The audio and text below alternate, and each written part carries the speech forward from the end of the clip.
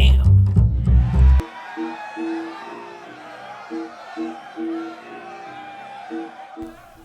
Today on Hard Knocks Magazine, Jonathan Duran kicks it with graffiti artist and co-host Louis Gasparo to talk about graffiti culture's past, present, and resurrecting future.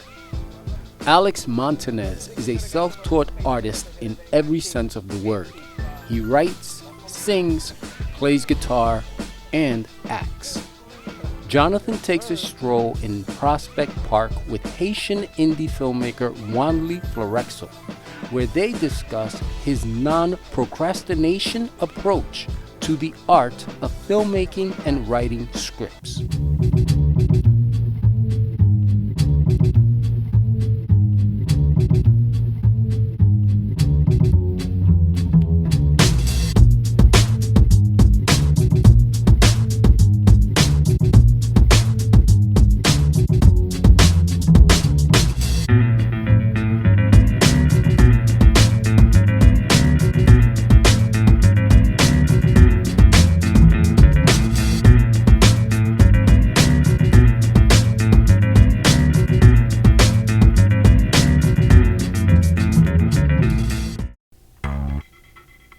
Louis Gasparo, aka KR1, has been doing graffiti art since 1977.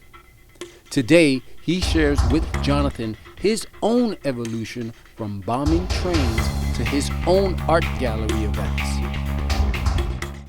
How you doing? My name's Jonathan. Thanks for watching Hard Knocks.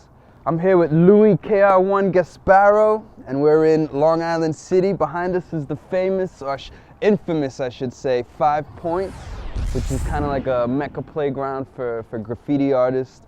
And Louis is a graffiti artist, ex-graffiti artist himself, musician, heavy metal, and also a native of Astoria, Queens. Right. Yeah, so how you doing today? I know I'm it's good, cold. man. Thanks for coming out. No doubt, man. Yeah, no, I'm good. You know, cold is, it's what happens sometimes. Part of New York, you know? What are It's you part gonna of do? living in a big city, That's man. it. You got well, now we only have like 2 seasons. We have winter and summer, and that's Yep, it. it's merging.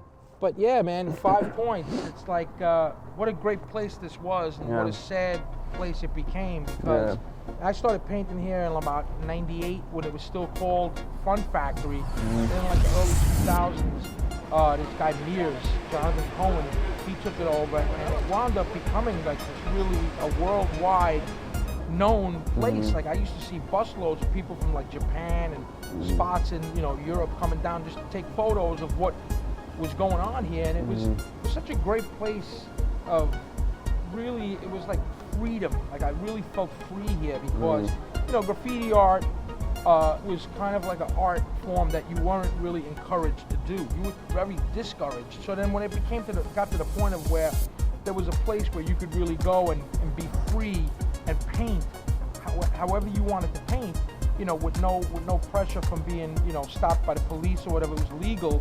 It was a real like explosion coming from within, and even within the movements of how you do graffiti. You take a can of spray paint and go like that.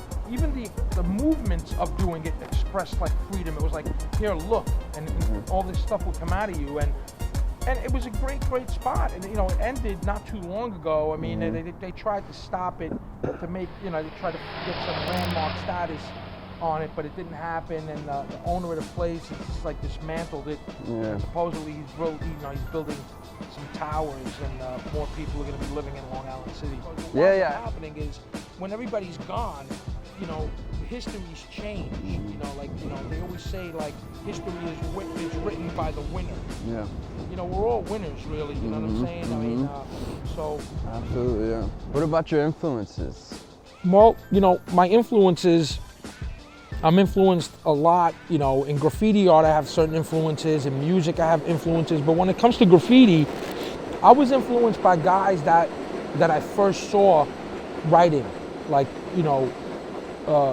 guys in my neighborhood. There was a dude that used to write Don One, and Don One was like a guy that he was like a superstar in graffiti. He wrote before I did, and I never got to meet him while we were writing. I started in '77, and he stopped in '77. But when I used to see his pieces, and I used to think that there was no way he could be from Queens. because all the best graffiti writers were from the Bronx. That's what we were thinking. So I wrote a book about Don Juan. It's called Don Juan, the King from Queens. So the art of graffiti, because it's been going through all these changes in 5 Points, has been a big part of the evolution of graffiti. Where do you see it going from now? The sky is the limit. Because if you take from where it began to where it is now, you're taking the evolution in 40 years from a regular, tag with a marker or a can of spray paint, very simplistic, to like fast forward 40 years later, and there's guys in like Europe doing 4-story murals that are like, it's graffiti, So, you got the internet too, and you got like all the art programs on, with computers. So the sky's the limit to where it can go.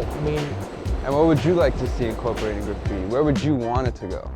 I would love for there to be more museums that show graffiti art as an art. There's a museum that I was fortunate enough to meet these people and do some things with them. It's called the Museum of the City of New York, and they're like the first museum, the only museum I could think of that really showcased graffiti as art.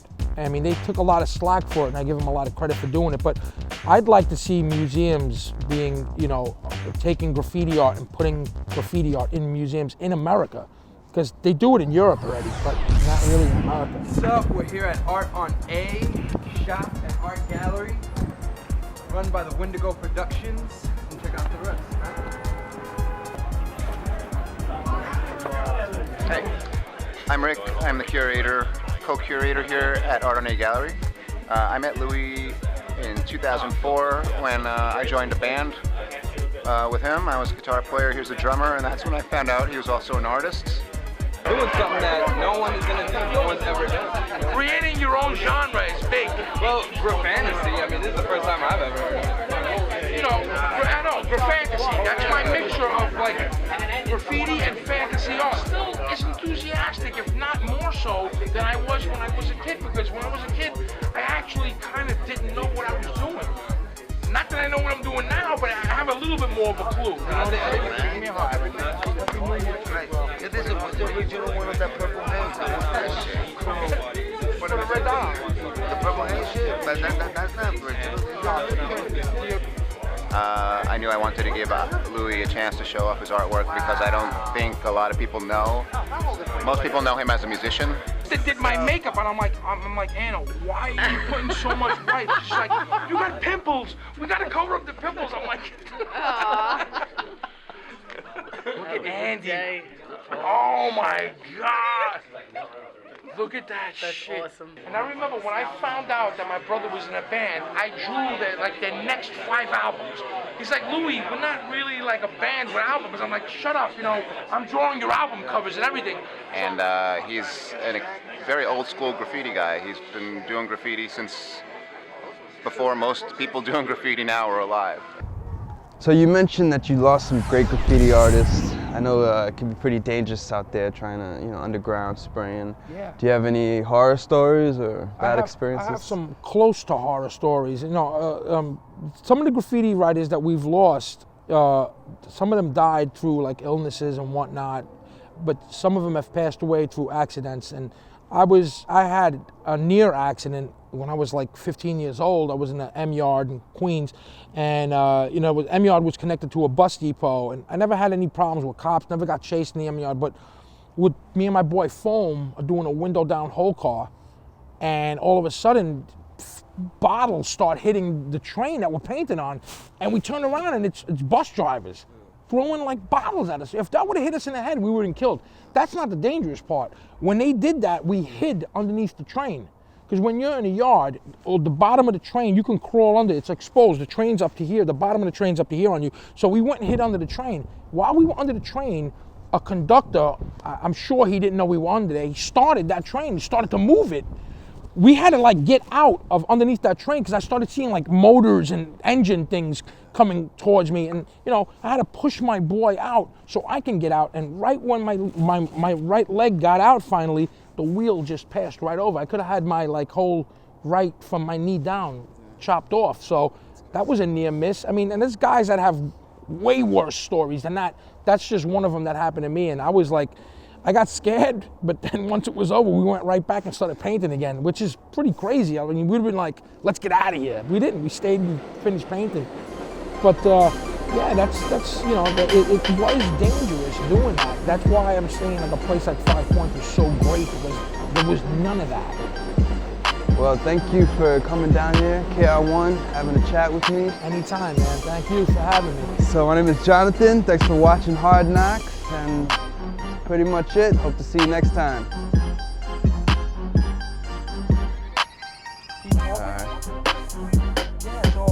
What they do, like in movies, when the credits roll up, the guy's saying like, this is what we do when the credits roll up.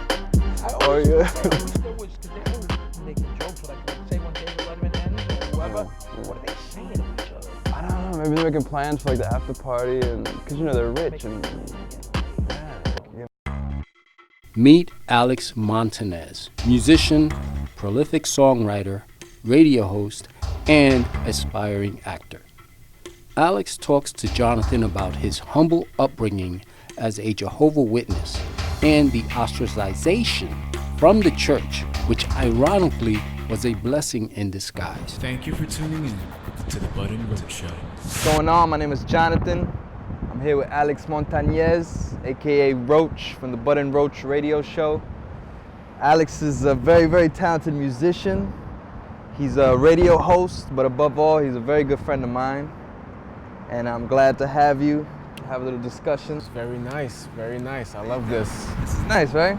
Very, it's public but intimate. Yeah, we're got moving the crowd up. over here, like this entire building's watching us right now. Yeah. So before we get into our history together, I want you to talk a little bit about the show. The show started out as a 30-minute podcast. We was doing a lot of conspiracy theory stuff, and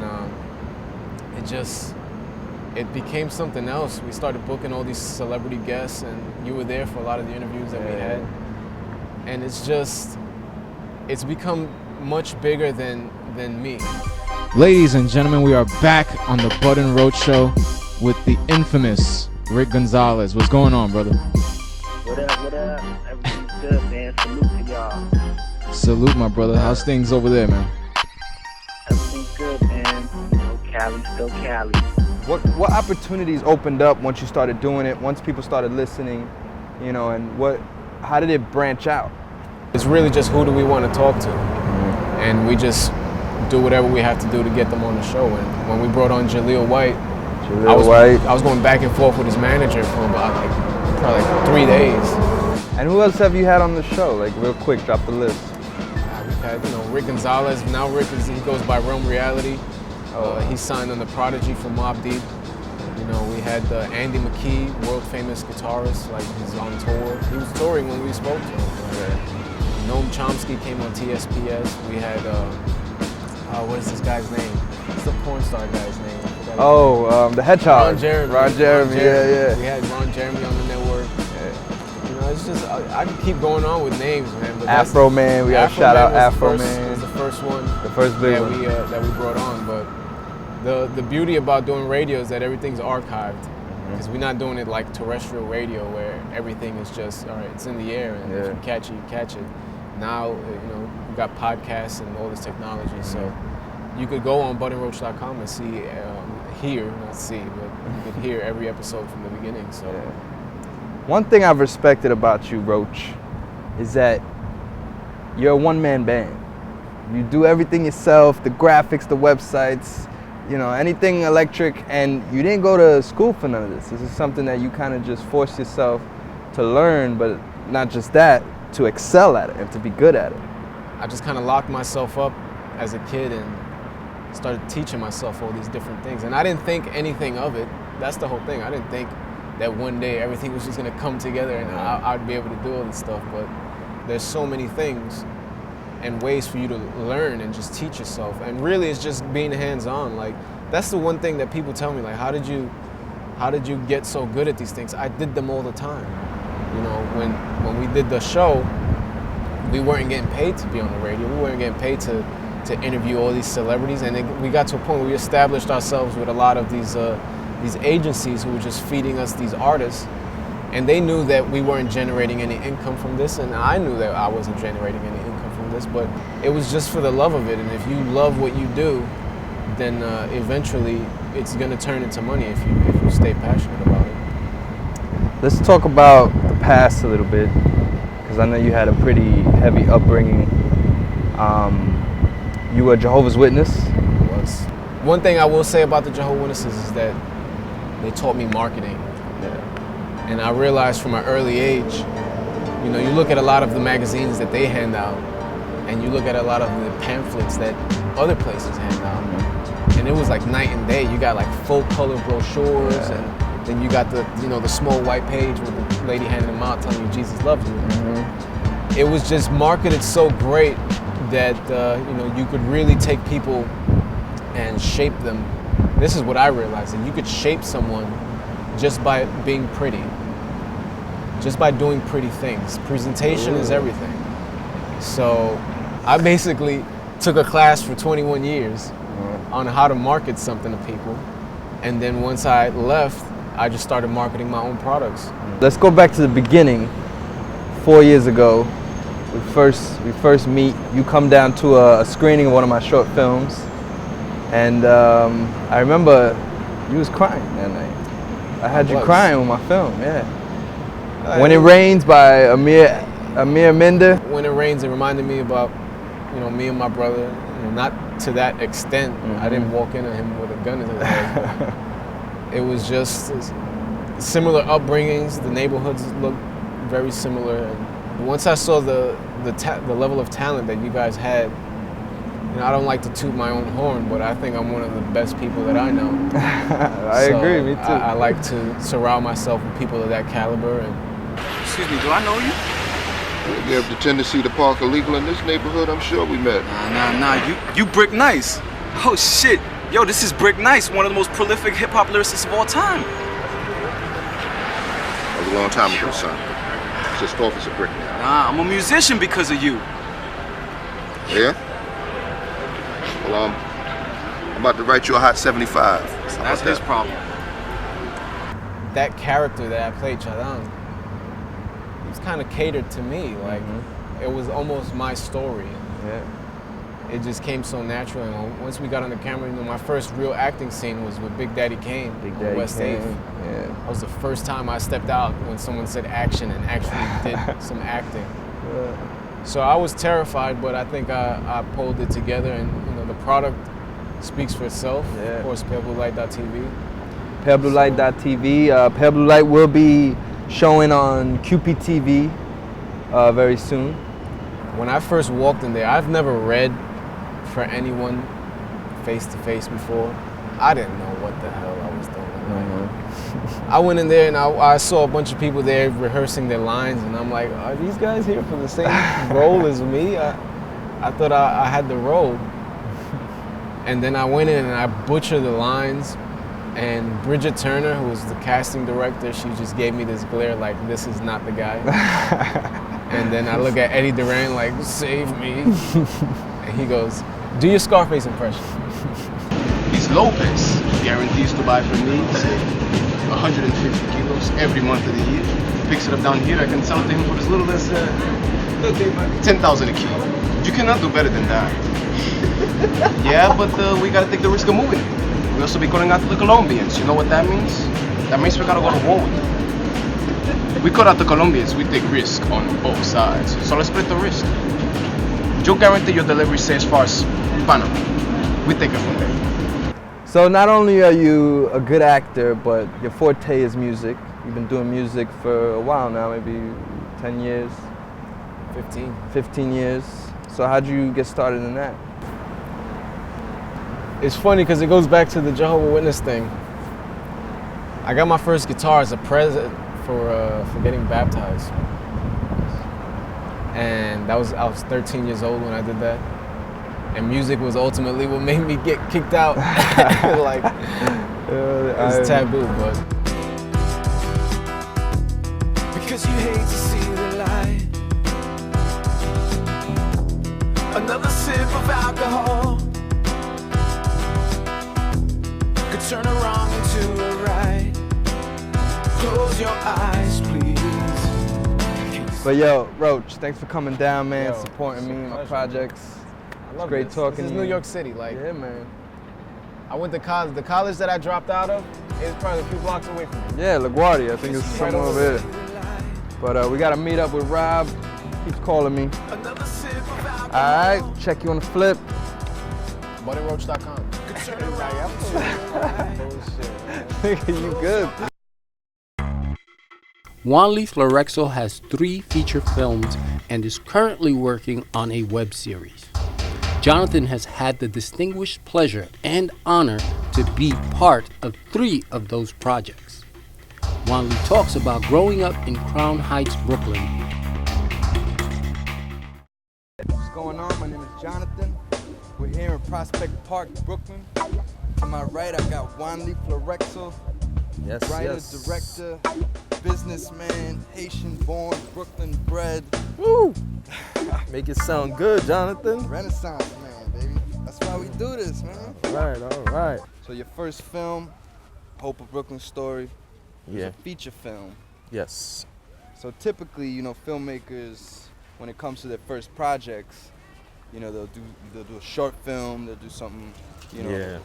maybe like a 5-minute clip, something like that, just to get the handles of what filmmaking is. Right. But you kind of just threw yourself into it. You decided, yo, I'm gonna knock out a feature. Feature film, baby. Feature How was film. that? How's that process? Man, I'm not gonna lie to you and say it was easy, but it was a journey. It was one journey. Tell me about your first film, Hope of Brooklyn Story. Okay. That movie, it was How'd it come about? I mean, you've been living in Brooklyn. You came to Brooklyn. At what age you came to Brooklyn? I came here at 8, 8 years actually. old. Yeah. And Hope of Brooklyn Story is a movie that, you know, majority of the Brooklynites can relate to in terms of how we live out here, you know what I'm saying? And you always got the typical drug lords, you know what I'm saying? No matter what you do, you know, you're trying to stay positive. It's always gonna be that type, and, you know, it's a nice flick though, but it was my first one, so I'm sure, you know, there was a lot of mistakes that I learned and that I would never do again. Well, that's the process. Yeah. You know what I mean? I don't care who you are. Your movie's not going to be perfect. Yeah. But the point I feel for filmmaking is to kind of recognize your mistakes and, you know, especially because of filmmaking is such a collaborative effort. You know, Yeah. there's so many things that you have no control over, but you know, you keep a checklist in your head, and the next film it's like, okay, I'm gonna do this, I'm gonna make sure I don't do that, or whatever the case Right. is, you know. But also, you know, I know you have a big hustling aspect to your filmmaking. Yeah. You know, I know you sell your DVDs out the trunk of the car. The next movie? Yeah, man. I'm in the 3rd one right now. I'm gonna let you know for the Let me other know one. for the 3rd one, y'all. All right. Stanley, y'all be trying to Stanley. Yo, you don't got no CDs? Nah, this one is in the festivals. But the 3rd one is gonna be at Linden Theater though. Oh, what? Yeah, the screening. I mean, it's tough out there being a filmmaker, especially independent. But there's always avenues, like you said. You have the internet, social media, and, you know, just get it out some way, somehow. Maybe, you know what I'm saying? Like they say, a lot of hard work pays off. I'm hoping it pays off for me because I had to come out my pocket, bro. And it was not easy, but I do enjoy filmmaking. I enjoy it. And I know you got that set up in Haiti. Yes. Where they screen your film every once a week. Friday, yeah. They play it out there, Hope of Brooklyn Story. And how'd you get that deal going? Well, it's my cousin. It's interesting. He's out there and he has a radio station.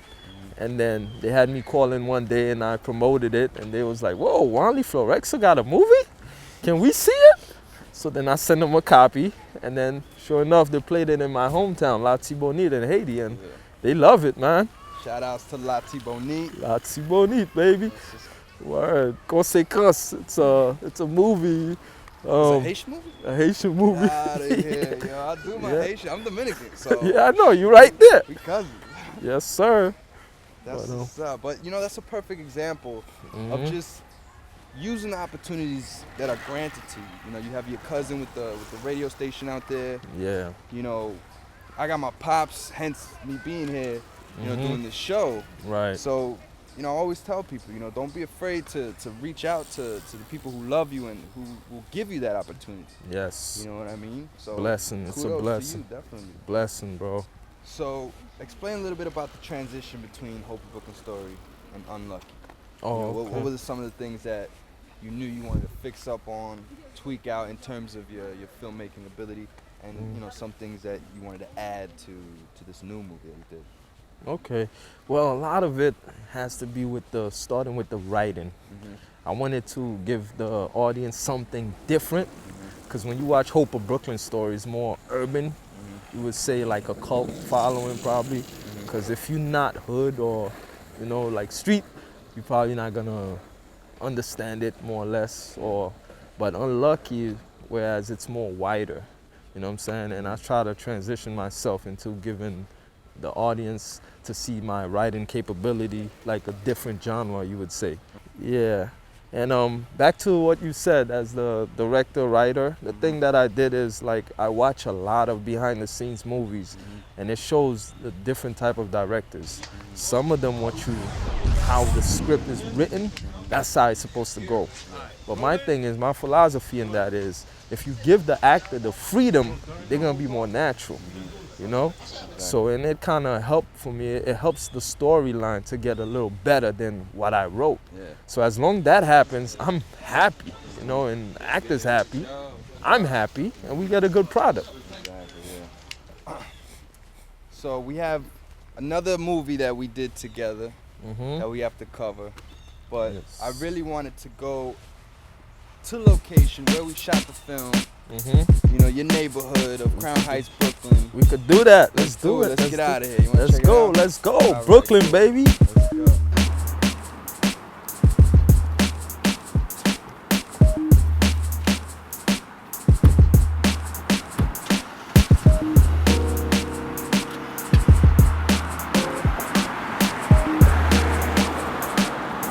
From the time I was growing up, this is different. So talk a little bit about that. You know, I know you grew up in Crown Heights in the 90s. And you know, Crown Heights, it ain't no picnic today, but I can't even imagine what it was back then. Listen, bro. So how did that influence you? Coming from Haiti at 8 years old and not speaking a word of English, this was tough to live in, brother. I mean, you're speaking with an accent, people don't know what you're saying, and they're kids. I mean, I look at them now, it's like we were kids, so I can't hold nothing against them. That's what kids do, they tease others. But it was tough living out here, though, and this is kind of like, this is where the Hope of Brooklyn Story thing kind of came to mind. Thank you for doing this interview, you know, being a part of this show. I appreciate you guys having me. Yeah, man, definitely. Yeah. Hold on, I gotta make a sell. Hope of Brooklyn Story. This is my hood, man. $5. Somebody just stop me. Hold on, I got you. What's up? What's up, man? It's only $5. I got you. Let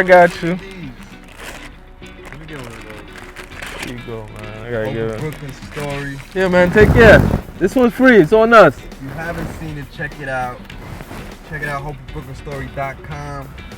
Yes. Here it is. Hope of Brooklyn Story. That's where it all began. So I'm holding on to this one, right? You do that, bro. Play it, watch it, critic it, pass it on. Alright, man. Yo, Juan, thanks a lot for doing this again. No doubt, bro. Thanks for having me. Think you can jump me on the plane? I got you. Alright, let's do it. Alright, my name is Jonathan Duran. Thanks a lot for watching Hard Knocks. Hope to see you next time.